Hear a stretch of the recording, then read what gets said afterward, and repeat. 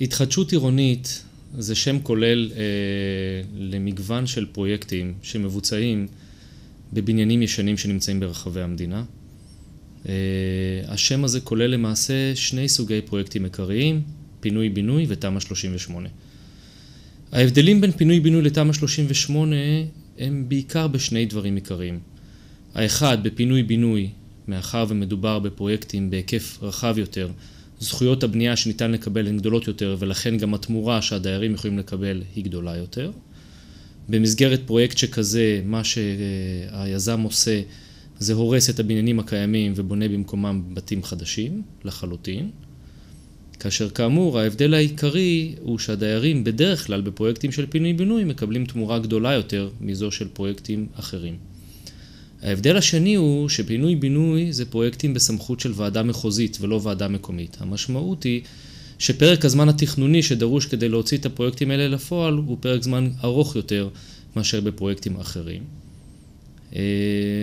ובדרך כלל מדובר על הליך של כמה שנים, שבין 5 ל-7 שנים. הסוג השני של פרויקטים של התחדשות עירונית זה תמ"א 38. תמ"א 38 זה תוכנית מתאר ארצית, שלמעשה נחלקת לכמה סוגים. תיקון מספר 1 של תמ"א 38 מדבר על בנייה על גג הבתים הנוכחיים.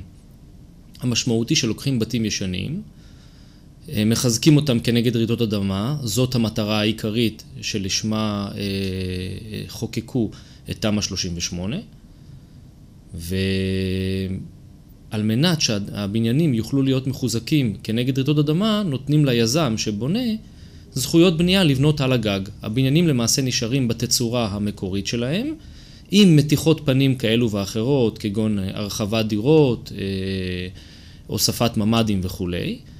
והיזם מקבל את זכויות הבנייה על הגג. בהבדל מפינוי-בינוי, תמ"א 38 זה תוכנית שנמצאת בסמכות של ועדה מקומית, כלומר ברשות המקומית שבה מבצעים את הפרויקט, תל אביב, רמת גן, גבעתיים, בת ים, חולון וכו'. ולכן פרק הזמן שעורך כדי לבצע פרויקטים כאלה הוא קצר יותר מאשר פרק הזמן שעורכים